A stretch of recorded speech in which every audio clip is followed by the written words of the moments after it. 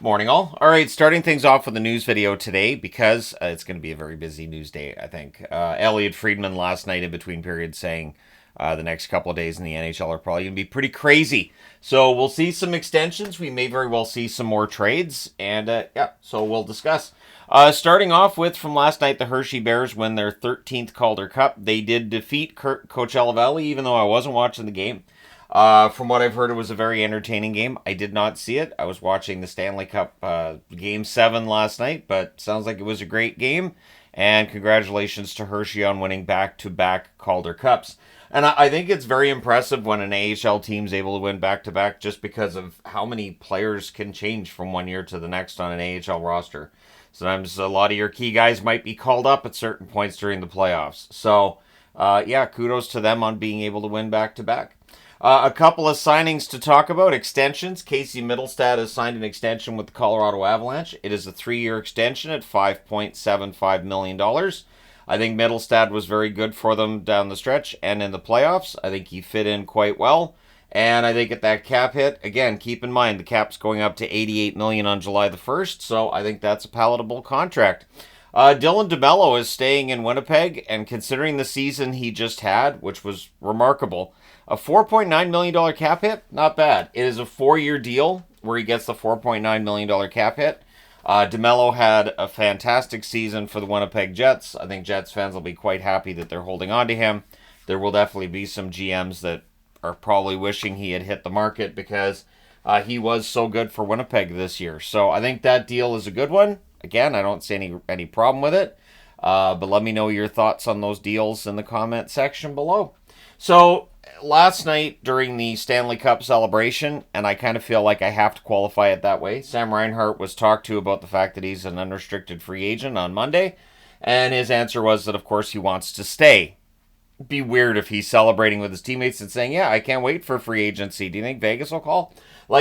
So he's not going to do that, but I don't see any reason why Sam Reinhart wouldn't want to stay in Florida, and I don't see any reason why the Florida Panthers wouldn't want to keep as many of these guys together as possible. One thing to keep in mind is the Panthers broke a barrier of sorts. They are the first team to have multiple players with a $10 million cap hit, and they have that with Barkov and Bobrovsky to win a Stanley Cup. And last year we had the first ever $10 million cap hit in Eichel win a Stanley Cup. Now we've got the first team that's had multiple. Because as soon as last year, I said, well, that breaks a barrier, and now a $10 million cap hit. And then immediately people jumped in with, yeah, but teams with multiple $10 million cap hits don't win Stanley Cups. Okay, well, now Florida has. So it's just that's how that's going to work. But anyways, yeah, the Panthers successful. Now it becomes a job of trying to repeat. I think they can. But again, repeating in the NHL is not easy. Ask Vegas, ask Colorado. It's not that easy. A lot of talk about Connor McDavid and disrespecting the Conn Smythe Trophy Award. I'm going to agree with somebody who said that they feel like maybe if you had this at the awards show, that would be better. And I say that just because, okay, McDavid left everything he had on the ice. I understand Florida shut him down in Games 6 and 7. I'm sure he's PO'd about it. So he doesn't want to go out for the Conn Smythe presentation. Not to mention the same people that are mad at him for not going out there and attending the Conn Smythe Trophy presentation. They're the same ones that would have laughed at him for being awarded that, and they'd be showing that picture everywhere, like Marchand crying in 2019. So I really think that for McDavid, I totally understand. It's not the trophy he wanted. He didn't want to stay on the ice and watch Florida, celebrate their victory. I felt like he was trying. Like, he was by the bench and he's high-fiving all the guys as he left. And you could see him looking around the ice and looking on the ice. And I thought to myself, so is he debating whether or not he's going to stay out there for the award? Because they would have told him. It's not like he would have left. They would have gone and grabbed him out of the locker room. They would have told him, you get the Conn Smythe. And he couldn't do it. So I don't really have that much of a problem with it. I don't view it as being that different as when you win the West or you win the East, you don't touch the trophy. That's not the one you want. If you lose, the Conn Smythe's not the trophy you want. You don't want to hear about how you were the MVP of the playoffs while the other team's carrying the Stanley Cup around and celebrating. So I get it, because if you haven't seen the picture of J.S. Shiger with that award, or even Ron Hextall when he won it in '87, yeah, those players don't look happy. And again, if there was an image of McDavid with the Conn Smythe kind of scowling or just, rolling his eyes because, he's still PO'd that they lost, those pictures would be everywhere. And the same people that are saying, oh, what a crybaby, would be like, look at the loser with the cup. He's a loser with a Conn Smythe. Enjoy your loser trophy, loser. So, yeah, the hate for McDavid is just, I don't get it. But again, there was that same hate for Gretzky, Lemieux, Lindros, Crosby. Oh, you know what? Yeah, no, it adds up. It checks out. There's always some very vocal people who just don't like star players in the NHL. So this emerged last night. Craig Morgan reporting that Alex Meruelo's given up. Yep. So let's go back. Months ago, the NHL pays big money to get the Arizona Coyotes away from Alex Meruelo and move them to Utah.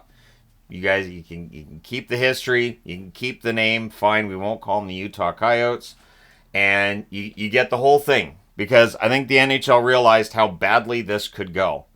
They were pegging everything on this auction, this land auction. We're going to win the land auction, and there's no guarantee they would have won the land auction. There were others that were in on the land auction. No, they hadn't officially bid yet. You don't have to. You can show up on the day of the auction and bid then. You could just show up and bid, and there was, rumored to be as many as 4, including the Coyotes, who were in on the bidding. So, the other thing to keep in mind is that he got a lot of money. He got $1 billion for giving the team up to Utah. If he reactivates the Coyotes, he gives that $1 billion back. And when I saw that, at the time I thought, so he gets $1 billion if he doesn't build a new arena, and he gives it back if he does. Well, I mean, it's kind of a bit of a demotivator, isn't it? I got this $1 billion. I can keep this $1 billion, or I can give it back and build an arena and, get all this done. What Meruelo's saying, at least, again, this is Craig Morgan's reporting, what Meruelo's saying to staff and people around him is that even if they did win the land auction, which is delayed for however long, even if they won the land auction, he knows there's all kinds of other hurdles and hoops he has to deal with. It definitely feels like Arizona doesn't really want him there. I know there's a lot of fans that aren't happy with him either, and I know that he hears about that because, of course, it came out that his son runs the Twitter account, telling me that Meruelo may very well be quite aware of how Coyotes fans feel about him, which probably isn't a motivator either to get that new building put up with that $1 billion burning a hole in your pocket. So I'm not entirely surprised that he's kind of like, I'll give up. I just wonder what the NHL does now. I think the NHL realizes that there is a way to make things succeed in Arizona, and I know that makes people's brains burst when I say it. But I think that's the NHL's opinion, and if Meruelo is already saying, well, I guess that's it. I'm not going to get my new building. I guess that's it. Does the NHL take that 5-year window and say, you know what? We'll just give it to a new owner and see what they can do. So the story in Arizona from a Meruelo perspective is very likely done. And it is an interesting story with Meruelo. It's definitely worthy of its own award. I've seen people comparing him to Eddie Livingstone. Not quite. Livingstone was disliked by the National Hockey League owners. Meruelo, it just feels like he's made bad impressions on people around in Arizona, and it's the people who would be, signing off on the brand new arena in that whole district. So it looks like the dream is dead for Meruelo, but I don't think the NHL has given up on Arizona as of yet. I know people are going to be, I can't believe they haven't given up, but I don't think they have. I think they realize with the right ownership and the right building, and I think that would be true of many markets, but in this market, they're like, hey, right building, right owner, this can work. So we'll see what the next move is for the National Hockey League. If Arizona, if this doesn't work for him, then we probably get Houston as the next team in the NHL, and I think Atlanta probably comes in as well. The timeline I've had on that is probably around 2030. It feels like 2030 we might see a couple of new teams come in, because they gave him a 5-year window, which leads to 2029. So 2030, sure, why not? But we'll see what happens next. But it definitely sounds like the Coyotes, as we know them, Not only has the team been moved, but the owner, what does he do? Does he sell the naming rights and the organize? Like, I don't know. I don't know how this is going to work because I would think the NHL would have some say in this. But this is why the team moved to Utah right here. This is it right here. This is absolutely vindicated the move by the National Hockey League, and I guarantee that the NHL, Bettman, everybody are breathing a sigh of relief that they got the team moved rather than seeing this going on with the team that has to play in October. So, yeah. So keep in mind the award show is on Thursday.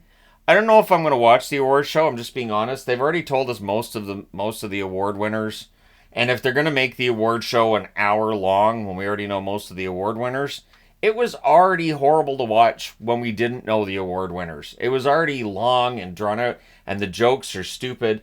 And I can't do it. So I don't know if I'm going to bother because it's a very busy few days after that. Friday and Saturday, of course, we have the draft. Friday, I think that's at 4 o'clock my time is when the draft gets started, which is 7 o'clock Eastern. It could be 5 and 8, though, so don't take my word for it. And then free agency, of course, is on July the 1st, which is Monday, which means qualifying offers come in on Sunday for restricted free agents, and if they don't get qualified, they become unrestricted free agents. So it is a very busy upcoming next 4 or 5 days. And so, yeah, I'll still get some historical videos in, of course, but yeah, it's going to be a very busy few days here. In fact, while I've been talking, I'm pretty sure 4 or 5 other players will sign extensions to stay where they are. I also want to weigh in a little bit, too. The Boston trade, the thing that I'm kind of finding myself snickering about is, I remember when Ullmark signed that contract in Boston, and he had a rough first preseason, and there were a lot of Boston fans saying, this guy sucks, why did they sign him? Sweeney needs to be fired, he needs to go, Ullmark's a terrible goaltender, can we get out of this contract? Can we trade Sweeney for signing this contract? And then Ullmark turned out to be really good, now they trade him and it's, I can't believe they traded Ullmark, this is so stupid, how dare they? Okay, alright. Anyways, it's just, so don't be surprised on July the 1st when there's a lot of, I can't believe they signed this contract, how stupid. And sometimes the ones that we look at and say, well, this is a terrible contract, actually ends up being pretty good. And sometimes the ones we look at and go, well, that's a pretty good cap hit. And then, nope. So hindsight's always 20/20, but foresight not always in that same on that same level. All right. Let me know your thoughts in the comment section below as always. Don't forget to hit like and subscribe if you've not done so already. I'm also going to say this. I was absolutely rooting for the Oilers in that Stanley Cup final. I thought it would have been great to finally silence the whole, no Canadian team wins a cup because... But, yeah, here we are. We're still here. And anyways, congratulations to the Florida Panthers on winning the 2024 Stanley Cup. And now they get to try to defend it for 2025. Thank you guys so much for all your support. I will talk to you again soon.